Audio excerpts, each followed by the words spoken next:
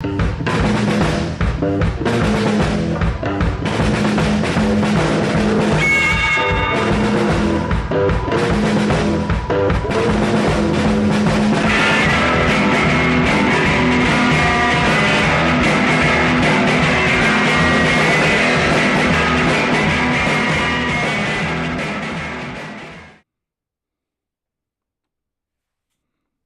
ladies and gentlemen, we are live. It is Monday, May 22nd, the great year 2023. This is the Voice of Reason podcast. My name is Sean Phillips, and as always, I am joined alongside my two co-hosts, one Mr.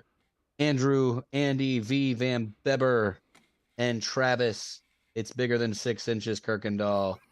You're damn right. Doing today, gentlemen. God. Oh my goodness. Yes. What an intro. That's probably the greatest intro you've ever given me. I know, right? I mean, he's being so friendly to you there and everything. He's really talking me up there. He is. He's talking you up humongously. Talking to you about an extra 3 inches. Oh my God. Oh, come on. I'm teasing. No, gentlemen, how was your week? How was your weekend? Did you guys get anything good done? I'll start on a somber note and then just go on from there. This was one of the most difficult weeks that I've had.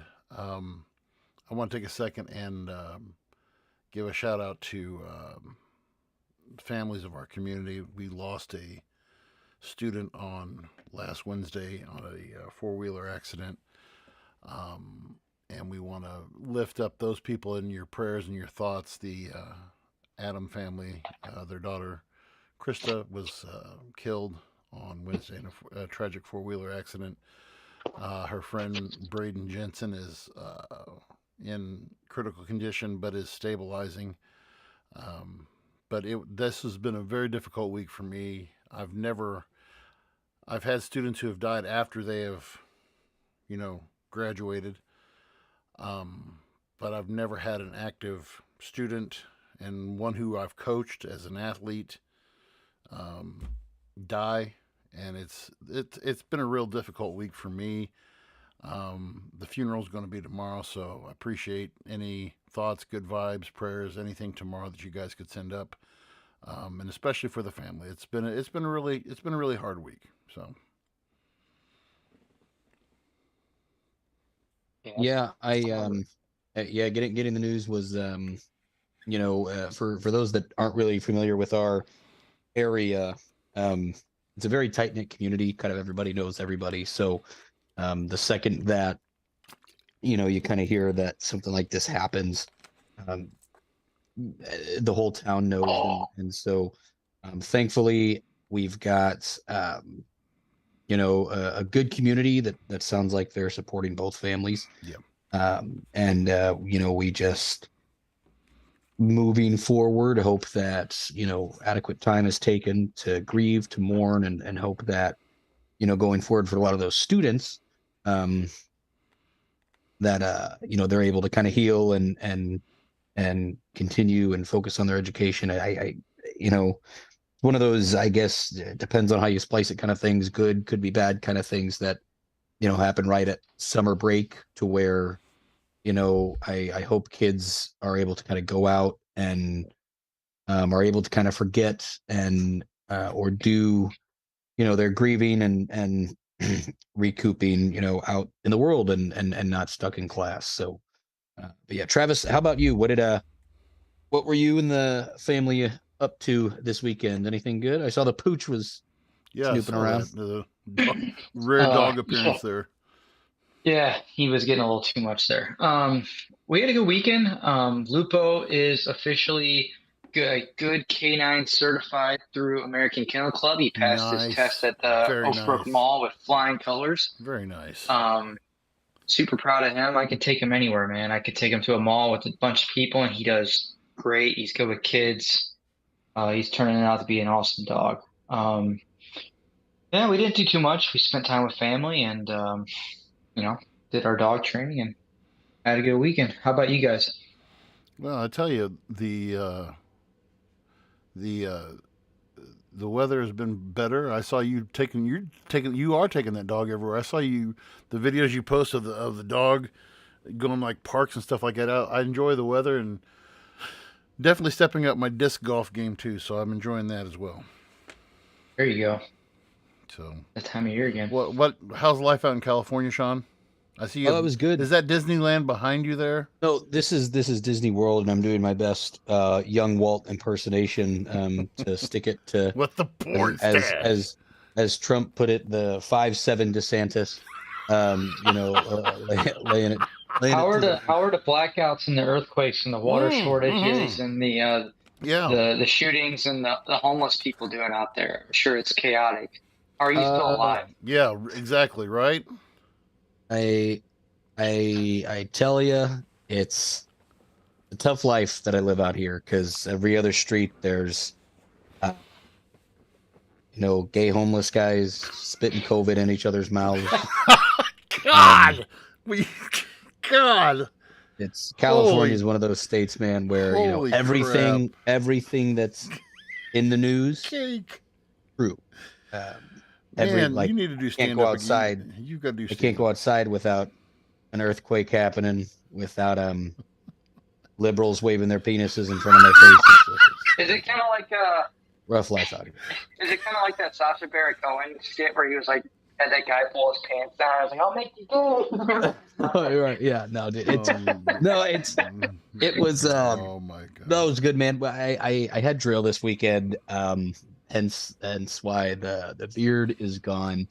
No drill. It was good. Knocked out some good training. Got a little bit closer with. I'm still relatively new in the grand scheme of things with this unit. So got to know some of the guys and gals a little bit better, which is always good. Considering we don't get a whole lot of time together, and that we're not active duty. So no, man, it was good. Just missed the girls quite a bit. And then kind of prepping. I fly out to Louisville on Saturday, so back to the wrestling grind right away, and then come back. And then I think 2 weeks after that, I will be seeing you guys back in Missouri. So Yeah, So real quick, explain go ahead. explain that. So what's up with that? What's explain the reason? stash. Well, the stash. Yeah.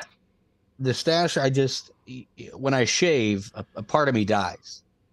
So think of this mustache. You're kind of getting out there on the edges, man. That's Yeah, but I you're wasn't. almost out of regs. I wasn't yesterday, so that's all that matters. Is it hiding the droop? Is that why? Is it hiding the droop? The droop doesn't start up here, all right? I'm not that fucked. I don't look like Two-Face when I'm talking. I'll make a deal. If you keep the dad stash, I'll keep mine. I'll keep I do think what I'm gonna go for is the dad stash will stay, and I'll let the 5 o'clock shadow kind of take over a little bit too. I might actually, without even drinking, roll up to our good friend's wedding looking drunk and just looking like beat as it is. So Drinking Bud Light too, right? Oh my gosh. Yeah, well, the beer of California, Bud Light. There you go. There you go. Yeah. Let's not get into that. We pissed enough people off with that one, so. Yeah, the official beer. Oh my goodness! So, well, speaking of which, go ahead. Yeah, no. I just as we were kind of rolling into tonight's topic, we are approaching potentially a default again, which will be interesting, and so V, I'd love for you to kind of give our listeners an idea as to what happens whenever when our nation does settle on a default. Well, we have approached the debt ceiling countless times. That's something, Travis, if you want to look that up. I don't know how many times we've raised the total number of times we've raised the debt ceiling. I got you. Give me a minute. But Congress, part of Congress's power in controlling, basically, and regulating the economy, is to agree upon, it has to be done with Congress's permission to raise the debt ceiling. The debt ceiling is how high we can agree to go into debt. All right. So at the current time, we are at $31 trillion. The debt ceiling right now is set at $31.8 trillion.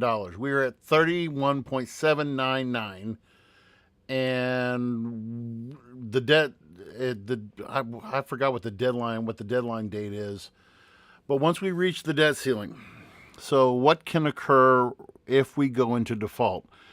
You will see higher interest rates. You will see higher everything from mortgage payments to car payments to just every affecting the economy in a negative way is probably about the shortest way to put it. And neither party wants to see it, but what the discussion has always been, okay, how do we want to increase or decrease deficit spending? And in an article and by the way, so this week's survey, what do you feel is the best way to deal with the national debt? The options we had was stick to the debt ceiling and make the government figure it out, cut pork spending, cut spending in certain departments, stop committing so much aid to other countries, stop trying to stimulate the economy.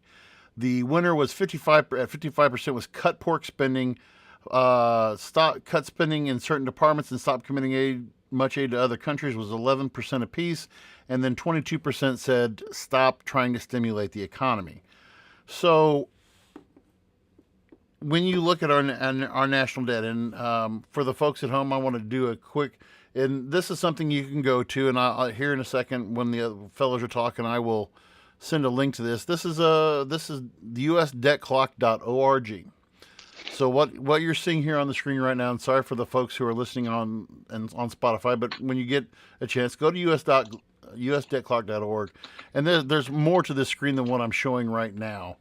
But what you see here, this is of course the national debt right here, and here is the U.S. federal tax revenue.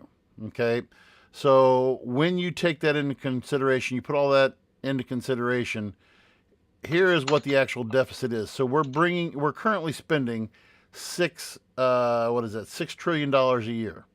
Okay, but we're only bringing we're only bringing in $4 trillion a year, or four? Is that one, two? Yeah, that's trillion. Okay, so that leaves us with a national budget deficit spending at almost $1.5 trillion. Okay, in deficit spending. All right. Now, a few facts. The last time that we did not deficit spend was it was either 98, 97, somewhere during the Clinton administration. Bill Clinton was the last president that we had that balanced the budget. And for a short time, we actually had a surplus. And so then when George W. Bush came in, the idea was, okay, how the discussion became amongst many people on Capitol Hill, what do we do with this surplus? And the debate was, we give it back to the taxpayers, we use it to pay off the interest, we use it to pay off, pay on the debt, pay something. And what ended up happening during the George W. years, was that it was given back. And I received 2 checks back on that, and they were both for around $300.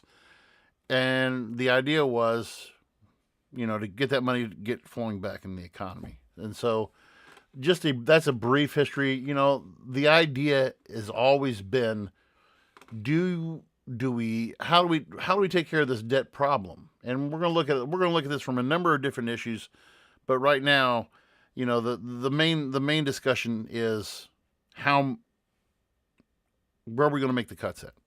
Where do we need to make the cuts at? What's going to be our plan going forward? The Republicans have their plan. The Democrats have their plan. And we'll talk about that here in a little bit. So what do you guys, what initial thoughts on what you guys, your thoughts on your guys' thoughts on what's going on right now? So to go back to your question about, is the U.S. ever defaulted on its debt? I found an article here from 2021 from The Hill. The U.S. has never defaulted on its debt except for the 4 times it did, is the name of the article. Mm-hmm. There was an event in 1862 with the Civil War. There was something with gold bonds in 1933. When the government defaulted in 1968 by refusing to honor its explicit promise to redeem its silver certificate paper dollars for silver dollars. Mm-hmm. And then the 4th default, 1971, breaking the U.S. commitment to redeem dollars held by federal or foreign governments for gold under the Bretton Woods Agreement, mm-hmm. which is when we moved away from the gold standard. Yeah. Mm-hmm. So that's to answer your question before. So we have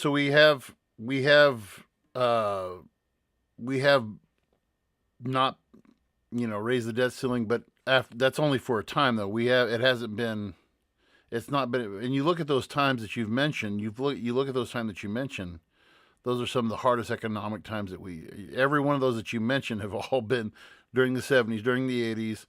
Reducing the gold standard kind of started with Roosevelt and kind of ended with Nixon, and both of those eras were both serious financial downturns in the economy. Sean, go ahead. Go ahead, Sean, if you want to go first. Sorry. Yeah, no. Well, this kind of is an interesting time that this is all kind of happening. Although no, I'm not surprised, but we've kind of been talking about a couple of things that have led to where our economy is really going to be tested. Recently there were a handful of nations, we spoke about this, that are, what is it? They switched to the yen as far as their like main form of currency, as opposed to the US dollar. So they're starting to trade. Certain countries are starting to trade petroleum and yuan Petroleum, instead of US dollars. Yeah, one. That's a trend we're starting to see. Yes. Yeah. So and we look at instances like that, and we look at us defaulting on our debt. Things like this, I feel like they have a trickle down effect, and we're going to see other nations start to do, these kind of things, which doesn't bode well for us, and especially coming up at an interesting time where we're about a year, little over a year out from an election. Like these kind of things, when the kettle's on the stove, shit starts to boil over quick. The thing that I'm concerned about is what approach the federal government's planning on taking. Because obviously, if you look at the Democratic side, so the Democrats, what they want to see is just that natural, I don't know if you want to say the natural stimulation of the economy by saying, okay, we're going to give money. Let me think of a better way to say this is, okay, do we do trickle down or do we do bottom up? Okay, Republicans have always been trickle down economics. We give the break at the top, we cut back on government spending, we give the break at the top, and that'll trickle down throughout the economy, and that is how we'll get things moving again. Okay, so one of the things that I am afraid of, that's the Republican side. So then the Democrat side, let me finish my thought. So the Democratic side is, okay, so we're going to go bottom up. And what's bottom up? Put it in at the base, okay? And if you look at the current plan, and the boys and I were talking about this before the start of the podcast tonight. So basically the plan here's the discussion that is on the table between House Speaker McCarthy and President Biden is, okay, what approach do we take? And right now, and I'm just reading this straight from my phone. So what President Biden is wanting to do is he's wanting to where he's looking at increasing revenues at from interest, increase the Medicare tax, increase taxes on high income earners, increase the corporate income tax rate to 28%, which we looked at earlier. The current corporate income tax rate is 21%, and then various other reforms. Where he's wanting to do spending at is new health spending, tax breaks, and I'm assuming that would be tax breaks for the lower and middle class, and then child care subsidies. Where the Republicans are looking at, and they're calling their plan the Limit, Save, Grow Act. Rescind unused COVID relief benefits, end student debt cancellation, repeal energy tax credit, again from interest, and then they said their largest part of it will come from return discretionary spending to 2022 levels and grow 1% annually, and their spending is on repeal IRS enforcement funding. So between those two, you can see the attitude has always been, okay, where are we spending our money at, and where are we getting our money from? And the Republicans are naturally saying, all right, we need to cut back. We're spending way too much, which we are. And the Democrats say, well, if we take them, if we increase, let's make the rich pay their fair share. And that's always been the argument. Let's make the rich pay their fair share. And that is to me the most asinine statement in the world. You can go to IRS. I don't have it pulled up right now, but I've looked at it. You can go to irs.gov, and they will have it broke down as to where the majority of taxes are paid from. And the last time that I checked, and of course this was last year, I was having a discussion with my friend Larry Loggeman, and we were discussing this, and he pulled it up. We looked at it. They have a simple pie chart. 75% of income tax collected is from corporate taxes. Okay. And to say, well, they need to pay their fair share. And I know I to speak quite frankly, I piss a lot of people off when I say this, but one thing that I support, I am very Republican when it comes to fiscal responsibility. But I don't fully believe in trickle down. And I definitely don't believe in bottom up. Putting money at the base doesn't help. Putting all the money at the top, because you're going to have those greedy fat cats who are going to pocket those tax breaks, and they're not. The idea is if you give tax breaks up to the top, what's going to happen is, what are they going to do with those tax breaks? The idea is that they will put the money into new investment, building new lines, building more factories, creating more jobs. All right, but in reality, what sometimes happens is that people put that in their pocket. If you go the other way, okay, so now we're going to put the money in at the base, whether it be in, helping with, like in this plan that Biden has, in healthcare spending, okay, giving more breaks to, breaks to those on the low end, giving tax breaks, putting money in people's pockets. So then if you put money in people's pockets through tax breaks, then they'll turn around then and spend that money in the economy. Both theories have their detractors and their benefits. But to me, I believe, and I'll shut up for a little bit and let you guys talk, but I believe that one of the biggest things that they should do is, and I agree with people in our survey this week who 55%, we've got to cut pork spending, because we are spending money on some of the most ridiculous things, and we'll bring that up in a little bit. But I want to hear what your guys' thoughts are on this. I want to read a statistic for you guys really quick, and this is this was a comparison made on CNN that this article's covering. For people who can visualize, I'm reading this here, for people who can visualize $1 million, the comparison made on CNN to give people an idea of what $1 trillion is.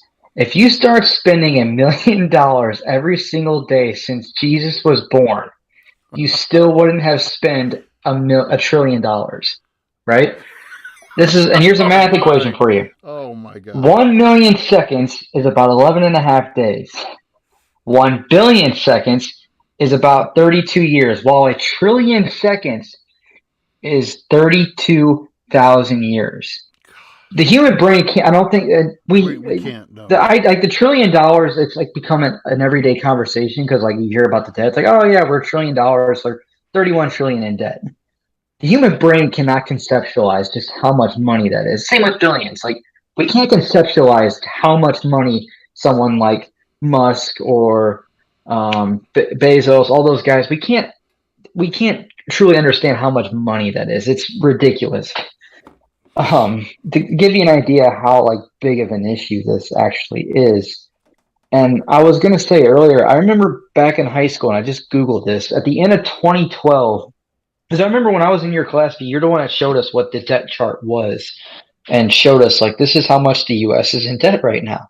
And at the time in 2012, at the end, it was 16 trillion in debt. In 10 years, we have doubled our national debt by we're at almost 32 trillion now, or is it just under 32 or 31? What was his number? We're at 31.7. The ceiling is 31.8, and we're at 31.799 right now.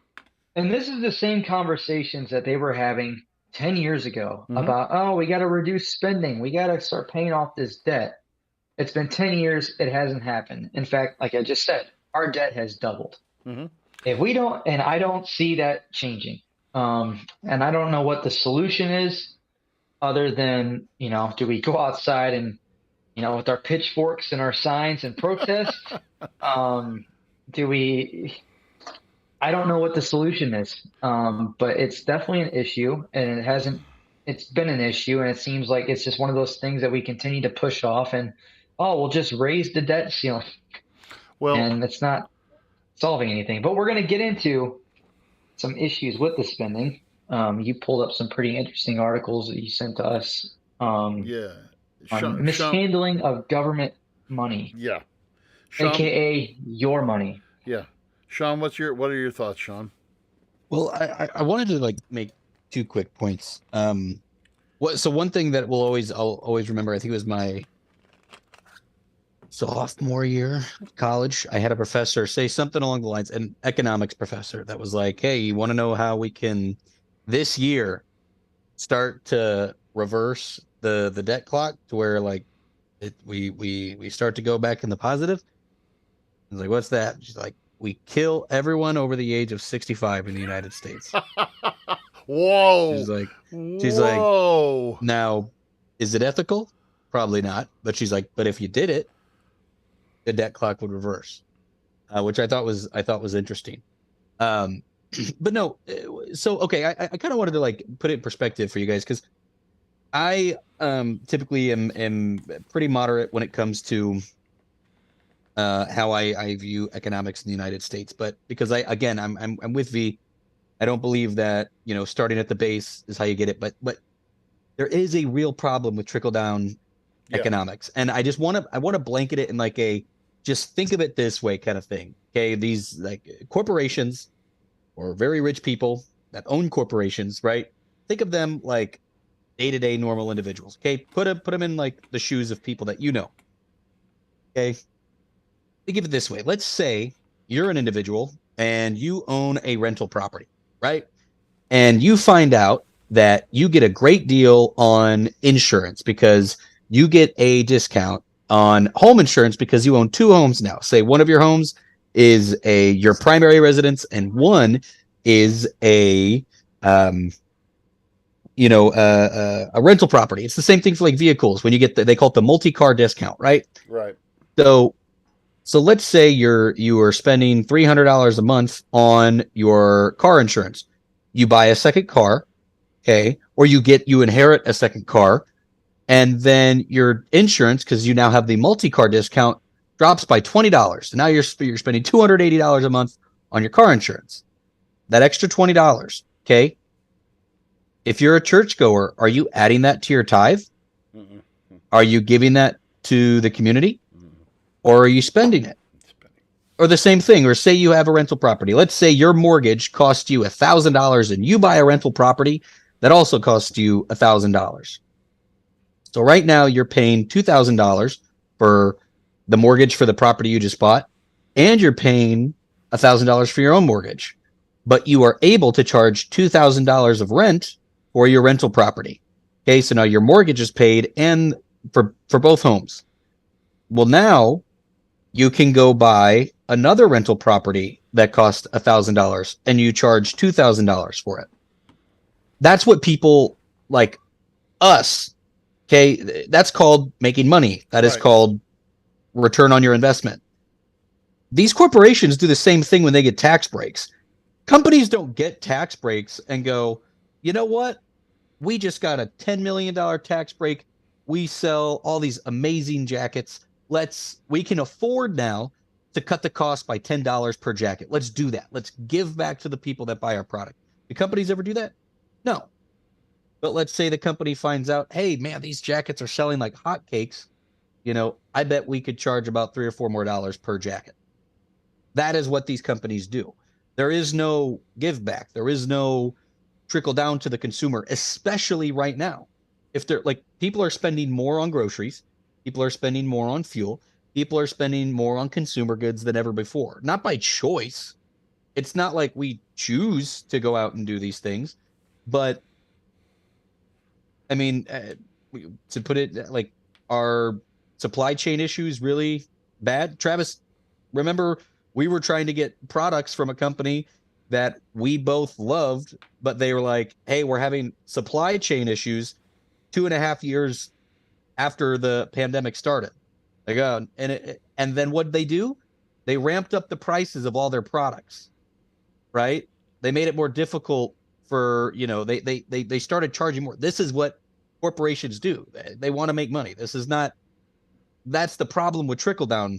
Like, corporations, Walmart doesn't give two shits about the consumer. No. Walmart cares about their shareholders. So that is the problem with trickle down, is public companies, if you think they're going to make their shareholders happy by saying, hey, guess what? We cut the cost of all of our products by 20 cents. That's not how these, because we save 10 million in tax braces. That's not how. I think it depends on how you look at trickle down, though. In that sense, they're not going to give back to the community. And so, in essence, I think within trickle down, the way that Republicans want it to work is going to be, okay, so we get the tax break. Yeah, you're right. We're not going to cut prices. But like you said, that was a great example that you gave. So now I'm going to, prime example.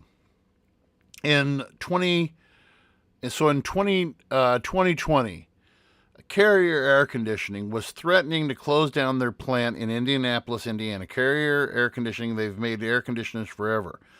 And they were threatening on breaking down, or shutting down their, and going to Mexico. And Trump made a deal with carriers like, look, if I get elected, I will give a corporate tax break. Will you stay in Indianapolis and pledge to, somehow increase more jobs? And they kind of hum-hawed about, yes, we will. So carriers stayed in Indianapolis. They opened up a new plant, and they create more jobs. So the idea of trickle down, the Republican, the idea versus reality, the idea is that you will create more jobs, thus putting more money in the hands of people, thus more people spending on the economy. Okay, so that's the idea. Whereas when you look at, and I know I'm oversimplifying this, and there are a lot of complexities too. So I do want to put that disclaimer in here. But with so then you have on the other side where the Democrats are going to say, okay, we need to raise minimum wage so we can get more money in the hands of the people. But the ignorance of doing that is saying, okay, well, you're going to assume that everybody else is going to keep prices the same. That's not going to happen. We've seen that. We're seeing that. You mentioned it a while ago, Sean, just everything from shortages to higher grocery prices to higher gas prices to everything else like that. And to me, this back and forth of trickle down, bottom up, trickle down, bottom up, trickle down, that, and I do want to get to what Travis was saying. To me, that's not where the answer is. If you want to solve problems within the economy, start cutting back government spending. Okay, and we saw this, and we've always borrowed. We've always had periods of where we have borrowed. Okay, we've never not had a period where I shouldn't say never. In our early history, we didn't, but we've never, for the majority of the time, have never had not had a national debt. But when Roosevelt had this idea that to solve the Great Depression, he basically went to what a British economist by the name of John Maynard Keynes. And John Maynard Keynes had a theory that was, if you want to kickstart your economy, the government must run up massive deficit spend on the people, create programs, create jobs. And by doing so, you're going to prime the pump. He called it priming the pump, and to get the economy flowing. Okay, and I this is how I explain it to my students. You know, every weed eater, leaf blower, lawnmower, push mower that's out there today, you've got the little, before you even fire it up, you prime the pump. Why do you prime the pump? Why do you guys do that? Why do you want to prime the pump for? Why do you prime a pump on a lawnmower for? What do you want? Where do you want the gas to go? I mean, I'm sorry, I'm not very good with like small engines. Well, I mean, you're priming the pump to get gas in the engine to get the engine to run. Okay, so you get. Still on it. But you don't Thank use you, Siri. You don't use But an electric Tesla no. lawnmower. Thanks. But here's the thing: once you pull start your lawnmower, you're still going to stand there and keep on priming the pump. No, you're not. You're going to stop priming the pump and let the engine run. And so Roosevelt found out, I think, the hard way during the Depression. You know, he had a gazillion different programs. You name it, there were work programs out there. But the problem was, he was assuming people were going to start spending money. They didn't spend money. The government ran up massive debt, you know, and so my thing is this, and you cannot, and this is from my economics professor, Sean. My economics professor in college said you cannot spend your way out of economic bad times. You can't do it. So, Travis, if we could though, we need to get into some of these. We've got a little bit of time. We've got plenty of time left, but I want to get into some of these things that are quite ridiculous. Where I would, before we get to the ridiculous ones, can I touch on one? And this Sure. is a whole episode we could do in general. Yeah. But this article was from 2014. Okay. All right. Government owes Social Security $5 trillion. Yes. Yep. The government's been borrowing from Social Security, and it's running drier and drier. And I think they predicted, what was it, 2035 or 2030 it was going to be dried up. 2030. They keep on pushing it back, but right now I think it's at 2030. So number one, we're looking at a fund that we all involuntarily have to pay into that potentially won't even be around in less than 10 years because the government is choosing to spend it on something other than Social Security. Mm-hmm. So right off the bat, number one, if you want to talk misspending, you have to talk about Social Security. Whether you agree with Social Security should be a thing or not, the fact that we're paying into this account that is going dry, that I will probably never see Social Security by the time I'm military. Sean, you're not going to see it. V, I hope you're able to see it, but man, it's not looking great. Teachers don't pay Social Security. Oh, no? Okay, no. Well, then there you go. But yeah. I wear. But there's a lot of Americans that won't see it, and the fact that we pay into it, I'm sorry, to me that is just theft. That's not even misspending. That is just theft and irresponsibility at its core. I had to get that out there because that's like number one, like something that has to be discussed. You're talking government misspending. Well, and yeah, Social Security. Do you want to get into this? Well, Social Security was another one of those programs that. Again, it actually was the brainchild of Roosevelt's administrator. Frances Perkins was the Secretary of Labor. Her brainchild. Actually, and she stole it from another guy. She stole it from a guy by the name of Dr. Francis Townsend, who he believed that he thought during the Depression, you want to put the money in the right hands, put it in the hands of, and he honestly believed, put it in the hands of the elderly because they spend their money more wisely. And so when Roosevelt came up with this program, okay, how are we going to pay for this? Well, the idea was, like you said, involuntarily coming out of our paychecks, certain percentage. And the idea was, well, you have these old folks in the Depression who can't go back to work. So this had to be the sell job of the year. How he got it to pass through Congress was beyond me. But basically saying, okay, the people who came before us, these people who are elderly right now, we're going to just give them a Social Security check based upon their previous earnings. They never paid into it. And so the next generation is paying for the previous generation. Okay? And that works fine as long as you have, you know, right now we have more people drawing out than we do people putting into the. I don't know if you guys are aware of that too. On top of the government borrowing from Social Security, the baby boomers are now like the tail end. So my brother who is right at the we've had this show before last year, but he's at the tail end of the baby boomers. Okay. And he's getting close to, so the tail end of the baby boomers are getting close to retirement. And I think my brother will be 65, and so he's 63 right now. My brother will turn 65 in 2 years. So in 2 years, you'll have the full brunt of the baby boomers drawing Social Security, and more taking out than people are paying in. Mm-hmm. And that on top of the government spending. Yeah, Social Security is a sham. I mean, there have been different people who said, "Hey, you want to put money back in people's pockets?"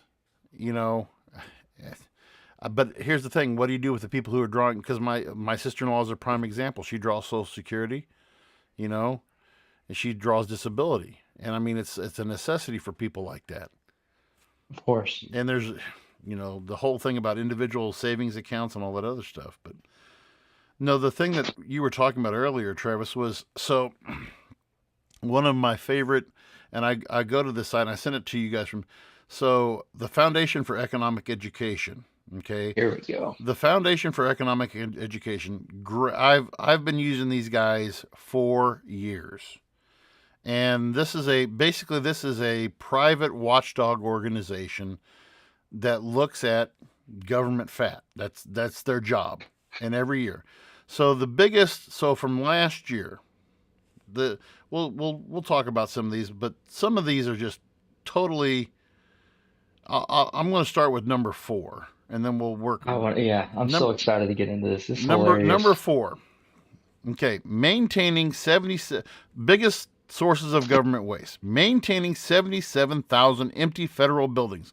According to the Office of Management and Budget, the federal government spends more than $1.7 billion a year to maintain 77,000 empty buildings. Part of the problem is that the process for selling these buildings is quite long due to the various regulations involved. 1.7. So there's 1.7 right there. And I was talking to my wife about this, and she says, state of Illinois does the same thing.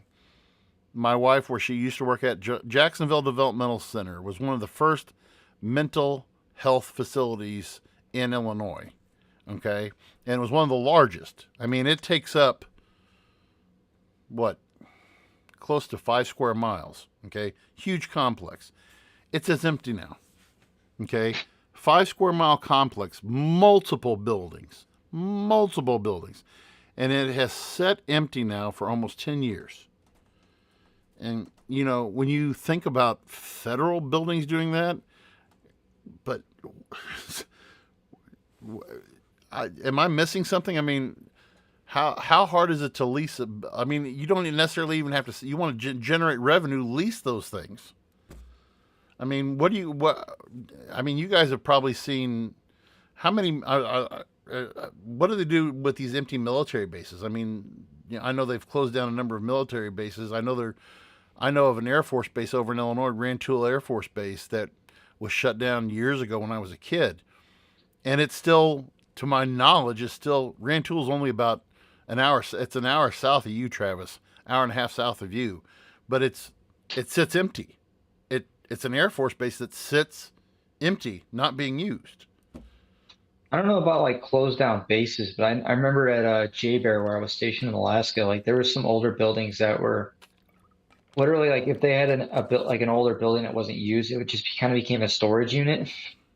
And even then, it was stuff that wasn't even used anymore. It wasn't an active storage unit. It was just stuff they threw in there, and that was it. Some NCO on base had the keys to it or something, or if they even had keys to it, God only knows. As far as bases that just get shut down, I have no idea. I couldn't imagine. I mean, it's a lot of money. A lot of money. What's your average size of a base? What would be considered to be an average size? It depends. There's because so many bases are so many different sizes. I mean, like you What's really can't compare. Like what's the Benning is biggest base that massive. you've been stationed in, Sean? Well, not stationed, but I think, if I'm not mistaken, the largest one in the United States is Fort Hood. Okay. I think Hood's the largest. Bragg's massive.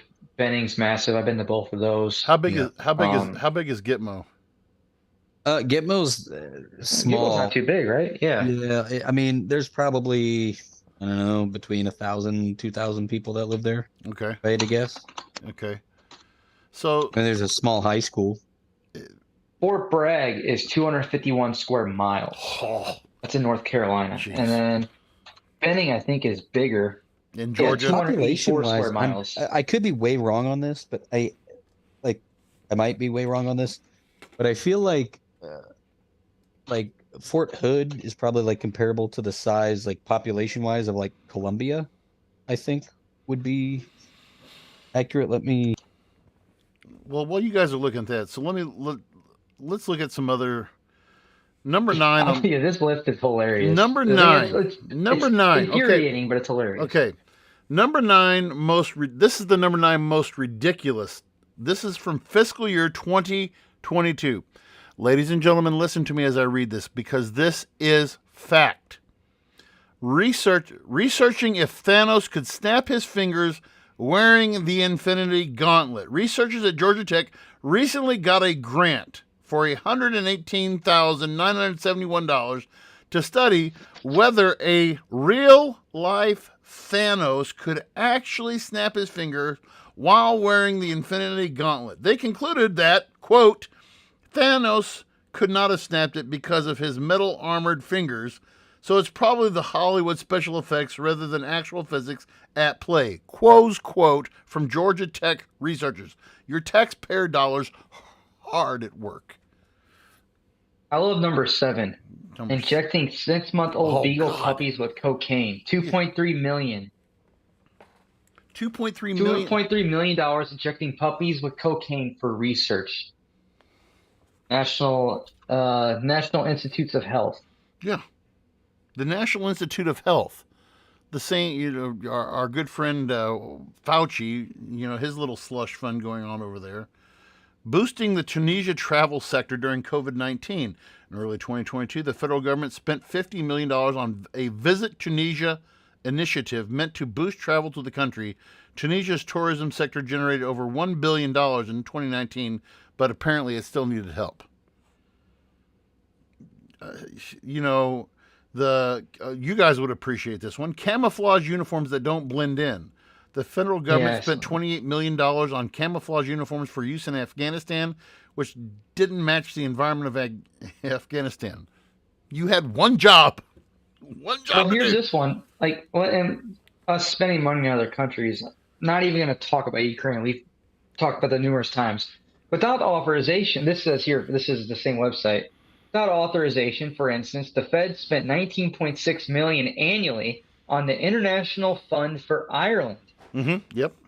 I saw the money went for projects like pony trekking centers and golf videos.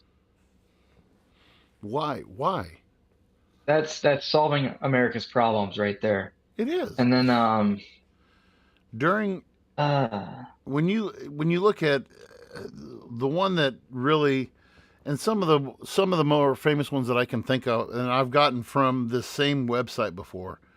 So when we were going through the recession in 2008, Barack Obama did a number of programs that some of them made a little bit of sense to stimulate the auto industry. He did, I don't know if you guys were old enough to remember, but Cash for Clunkers, which was 5,000. So what he was doing was, this was to the auto industry. It was giving money to dealers to basically give a minimum push, pull, tow, drive in. You were guaranteed $5,000 for your trade-in. So, I mean, at the time, wish they still did that. Yeah, I mean, if you had a mid-size sedan, scrap for a mid-size sedan would be somewhere between $100 and $300. I know that's a wide range, but I've heard it ranges all through there. It depends, but yeah, you're looking at about that. So, but you take that same piece of scrap, tow it in. You didn't even have to have wheels on it. Tow it in, drop it off on the lot. $5,000. Okay, the amount of that program was ridiculous. There was a section. I remember another thing from the Federal Foundation for Economic Education that in 2009, 2010. I remember telling you guys about this in class. There was a grant that went to the University of Wisconsin to study the effects of methane emission from cow poop on the environment. Okay, there was during that time frame too. There was a grant that went to the Florida Department of Transportation that spent money to build, to put in what do they call those, the pipes, the drainage pipes underneath the highway. Why is that word escaping me right now? For the turtles? Yeah, for the turtles. Yeah, the endangered turtles, so they didn't have to go over the highway. They could go through these tunnels, and it was several millions of dollars. Hey, animal lover right here, but the whole idea, and then the high speed rail, which we still have not seen. Okay, and I have personally witnessed the construction. There's a high speed rail that was built literally in my dad's backyard. And when they went through, they replaced all, and it was going between St. Louis and Chicago.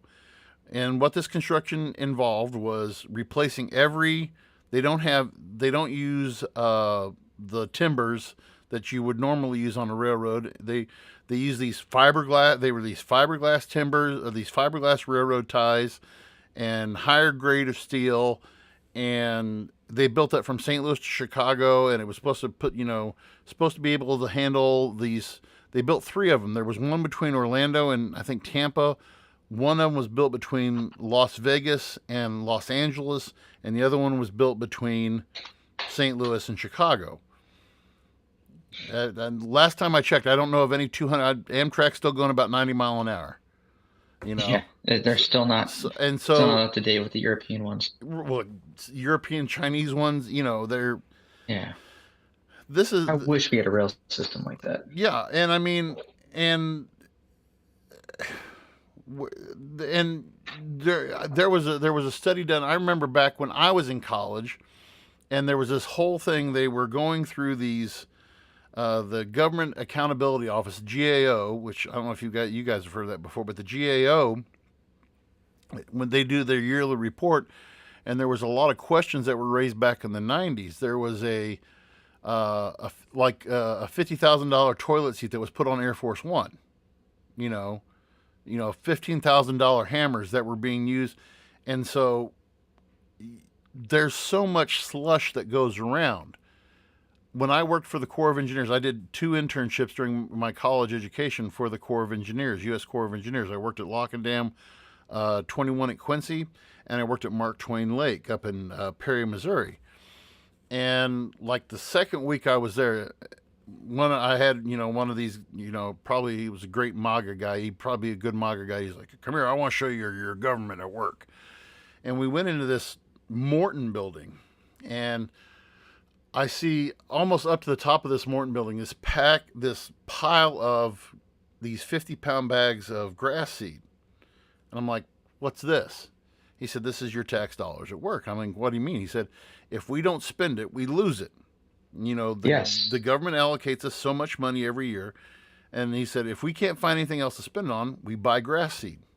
And we have to keep it. You have to keep it in inventory to prove that you have it. You don't have to use it, but you have to have it." And grass seed was the Corps', at least at Mark Twain Lake, that was their slush fund.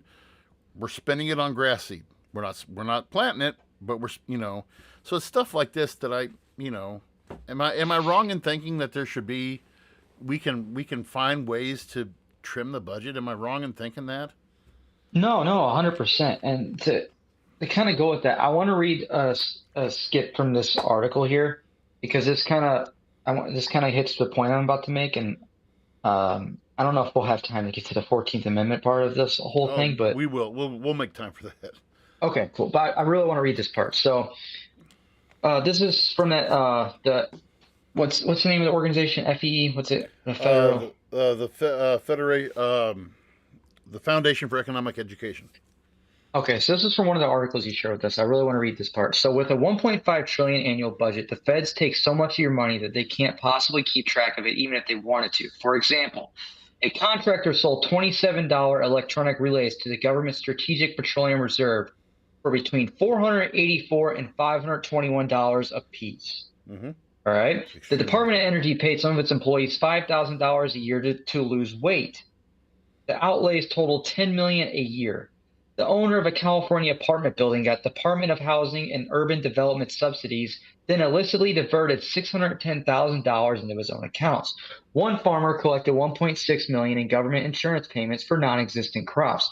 43 people in New York pocketed over $40 million in phony food stamp claims. 5 Floridians stole $20 million from Medicare, part of the estimated $17 billion in annual Medicare fraud. My point here is a lot of these programs unfortunately get taken advantage of, and it costs the government a lot of money. And that's the issue with a lot of these government handouts and a lot of these programs is, unfortunately, like it says, it's so much money and it's so big that they just can't possibly keep track of it, and it's just spent irresponsibly.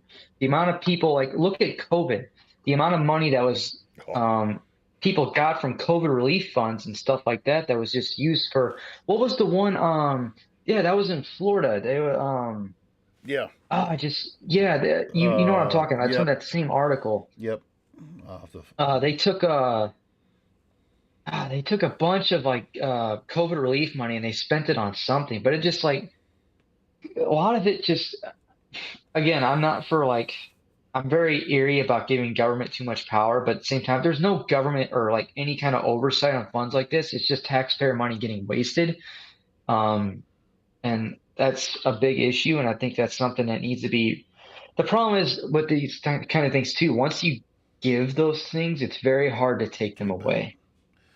Yeah, and the last thing we can cover before we go out tonight, Travis mentioned the 14th Amendment, and the government is looking at, or President Biden is looking at, one of the things that he's looking at. Executive branch. The executive branch is looking at doing is to invoke the very, very unknown part of the 14th Amendment. For those of you who are not aware or not constitutionally read, the 14th Amendment was originally, the main body of the 14th Amendment is the first and second part of it. It's basically called a due process amendment, and what it says is that anyone who is born or naturalized citizen, the government shall not, nor any state shall do anything to deprive them of their constitutional rights without due process.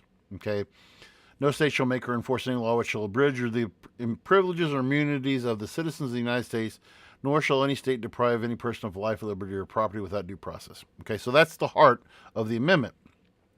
The amendment also goes on in Section 2. It lays out who's able to vote, male inhabitants being 21 years of age. Section 3 is basically, then Section 3 then goes into, okay, everybody who was part of the rebellion, the Civil War, because this amendment was passed in 1865, 66, something like that.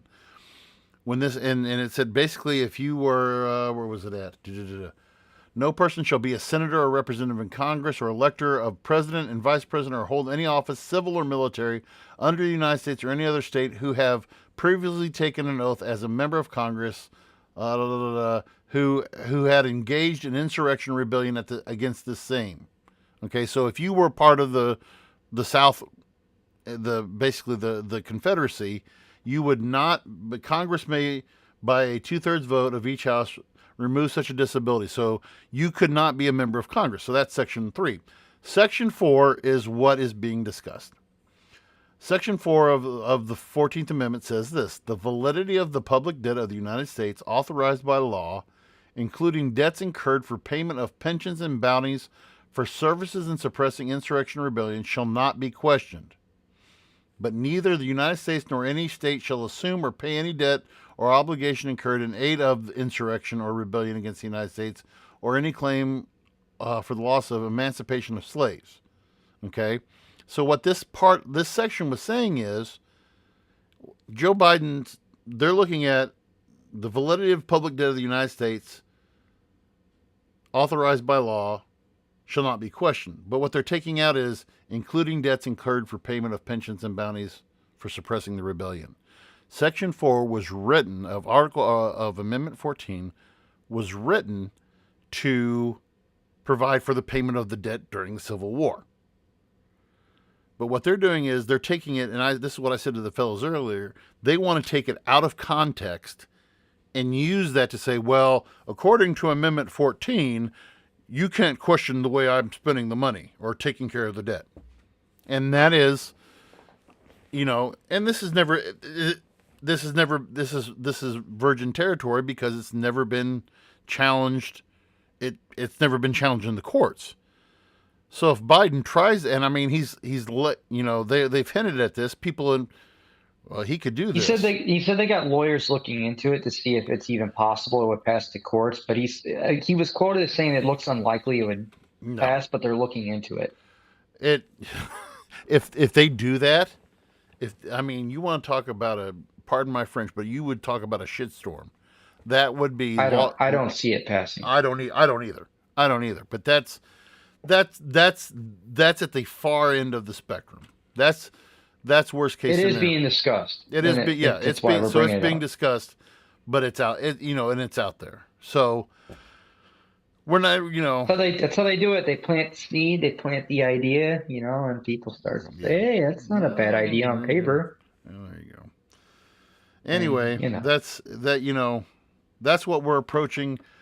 I don't know what the deadline is, but Sean, I feel like we left you out of this conversation. No, you guys are good. I think moral of the story is we need to pay more taxes. No, especially on my overtime. I don't pay enough taxes on my overtime. You don't pay enough taxes. You slacker. You're not a citizen. You're not an American. Shame on you, Travis. Ask not what my country can do for me. I need to ask what I can do for my country, damn it. And that's pay more fucking taxes. Mm-hmm. Amen to that. There are two things in life that are certain. That's all I got. Oh, my God. Death and taxes, my friends. Mic drop. Yeah, mic drop. There it is. Well, hopefully, I hope that both of you and to all of our listeners also have a great rest of their week going forward. Yep. Hopefully, by next week, we will have a potential answer as to what is happening with this potential default, and we'll go from there, and we'll continue to kind of find out